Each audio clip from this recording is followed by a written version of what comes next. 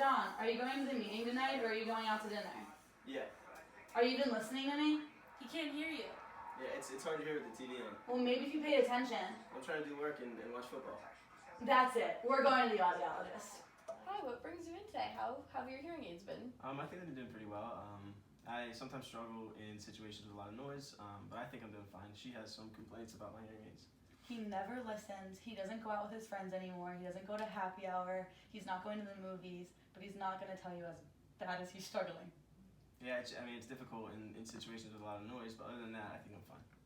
Have you been wearing your hearing aids? Yeah, I've been wearing them, and I've been trying to, maintain them as best I can and keep them charged. Do you think it's the background noise or the people? I think it's the background noise, and a lot of times if people aren't looking at me, I can't really read their lips, which helps me a lot, so it makes it more difficult. Okay. I have 2 questionnaires that I think will help you guys a lot evaluating how you feel and how we could best continue from here and how I can best help you in these kinds of situations. Okay, sounds good. Okay. I'll go get them for you. Thank you. Kirsten, this is for you to evaluate how John communicates with you when he doesn't have his hearing aids in. Okay. And this will just go through some scenarios, and you'll rate on a 1 to 5 scale how much difficulty you have in certain situations. Okay, thank you. You're welcome. How are you guys doing with the forms? Good, just about finished. Okay. I'm done with mine. All right, I'm going to take them and look them over, and I'll be back with some answers for you. Great, thank you. Thank you. So I went over your forms, and I came up with some strategies that I think will really help both of you in communicating better overall. Kirsten, just because he has hearing aids doesn't mean that all the problems will be fixed. When you're talking to him, it can't be from another room because he won't hear you. And if the TV is on really loud, he's also not going to hear you. Okay. So just being mindful of things like that because it just frustrates you more. Yeah.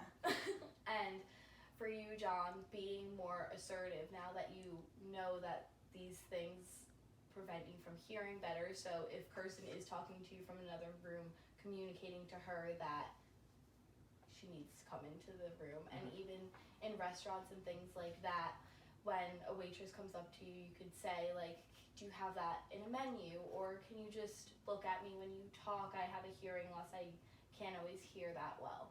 So just being able to express these things to people, and I think you should really try that. And if you're having a hard time, we could go through with something more intensive like assertiveness training where we would come in and go through scenarios and practice that a little bit more extensively. But I think that starting out with these small things will really help you a lot.